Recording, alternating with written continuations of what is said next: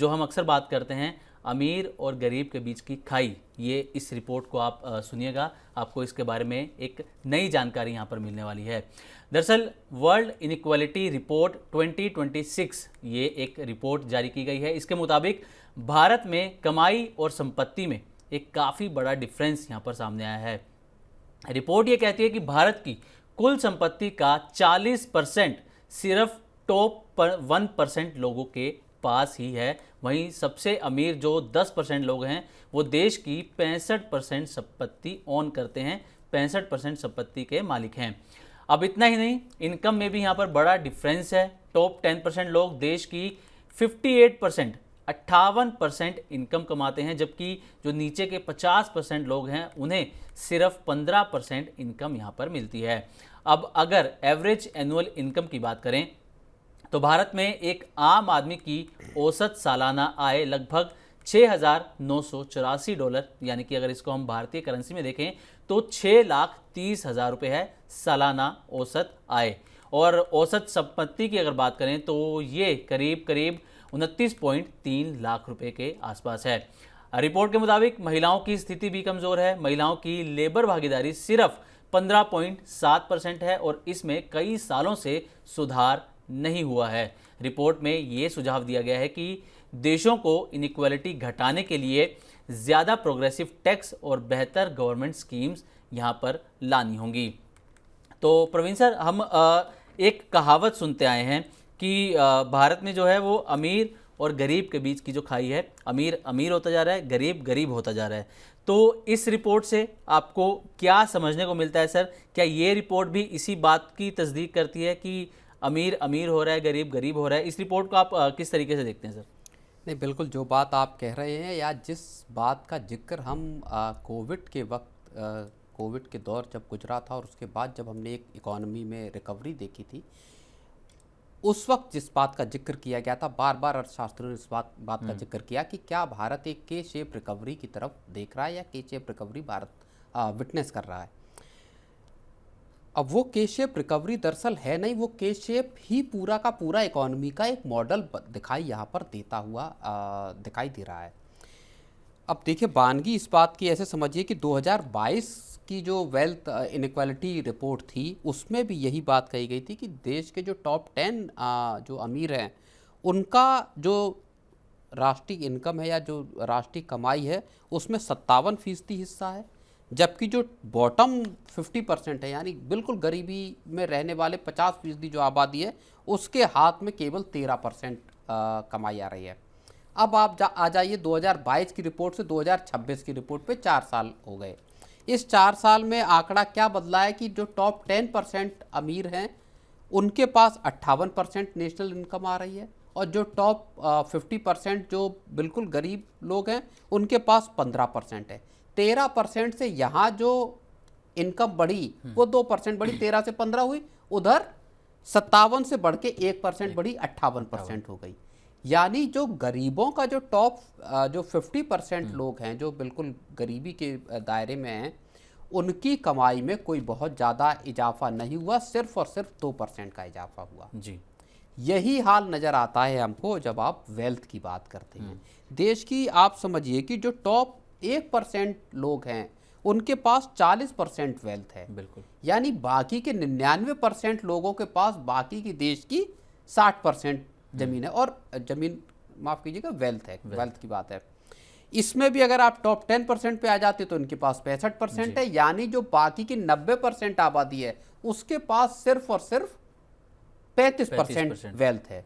ये बताता है कि भारत की जो इनइक्वालिटी है वो किस तरह से डीप रूटेड इनइक्वालिटी भारत में है। और आज़ादी जब मिली थी तब देश की आर्थिक हालत जाहिर तौर पे ख़राब थी, लेकिन उसके बाद के 70-75 साल जो गुजरे हैं उसमें भी चीज़ें इस लिहाज से बेहतर नहीं हुई हैं जहाँ पे कि लोगों की कमाई का जो फासला है अमीरों गरीबों का वो दरअसल जो खाई है वो मिटती हुई दिखाई देती।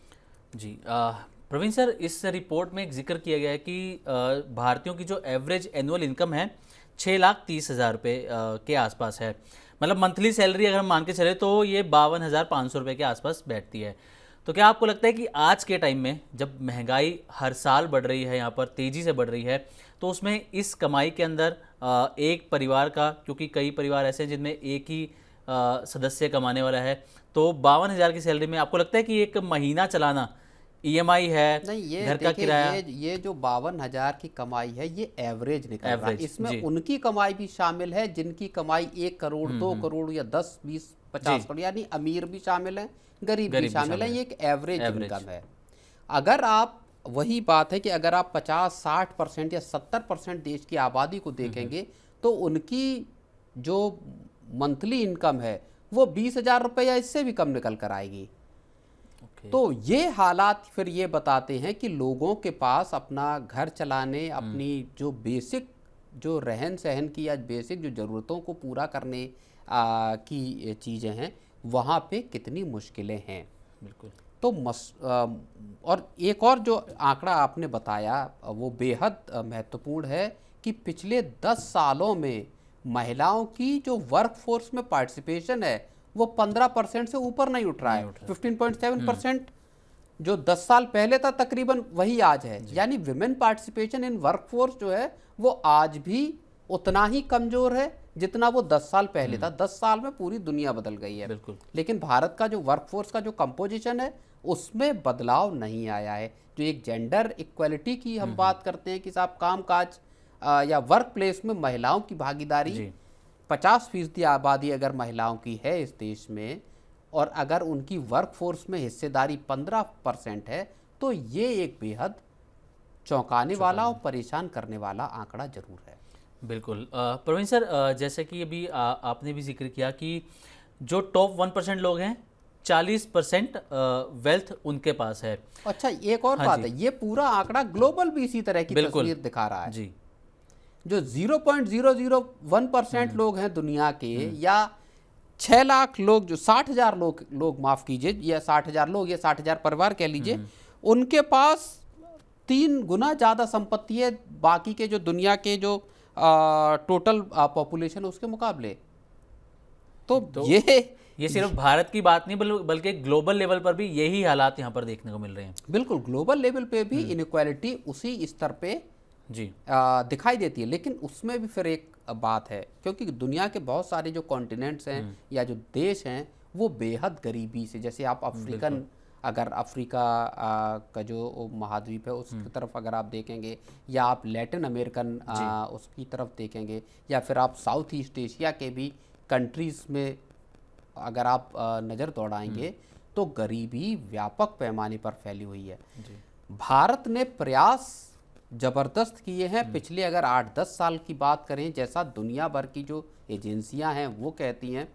सरकार का सपोर्ट भी अगर हम उसकी चर्चा करें, लगभग 40 करोड़ लोगों को भारत ने बेहद गरीबी के दायरे से बाहर निकाला है।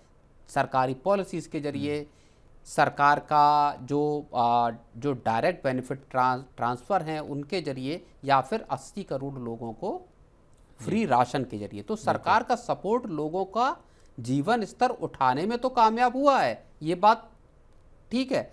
लेकिन अभी जो गैप है या जो फासला है वो बेहद बड़ा है, खाई बहुत अभी भी चौड़ी है। सर, ये जो 50% लोगों की कमाई 15% के आसपास है, इसमें सबसे बड़ा रीज़न आप क्या देखते हैं कि स्किल्स की कमी है, एजुकेशन की कमी है, या फिर नौकरियों की ही कमी है, इसकी वजह से ये कमाई भी कम है? नहीं, बातें तीनों सही हैं, फैक्टर तीनों हैं।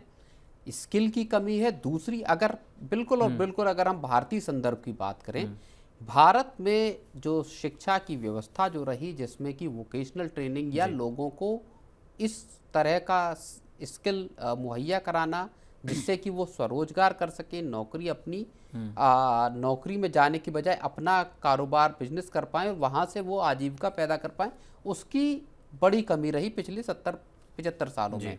पिछले कुछ वर्षों में सरकार ने कोशिश की है, नेशनल स्किल डेवलपमेंट काउंसिल और इस तरह के बहुत सारे उपाय किए सरकार ने, एम्प्लॉयमेंट जनरेशन के बहुत सारी स्कीमें सरकार ने शुरू की हैं, जिसमें बजट में भी कई बड़े ऐलान किए गए। अगर आपको याद हो, पिछले साल के बजट में भी किए गए, वो कोशिशें की गई, लेकिन बहुत लेट इन सब चीज़ों की शुरुआत हो रही है। जब आप अपना जब जो नौकरियां या जो अपना बिजनेस करके वेल्थ जनरेशन करने की जब बात आती है तो प्रवीण सर, इस रिपोर्ट से जो ये जानकारी निकल के सामने आ रही है, ये जो सिनेरियो ये बनता हुआ नज़र आ रहा है, इससे एक आम भारतीय का उसकी सेविंग, उसकी जॉब या उसके फ्यूचर पर कैसा असर हो सकता है? कैसा आपको फ्यूचर नज़र आता है सर, अगर यही सिनेरियो ऐसा रहता है तो?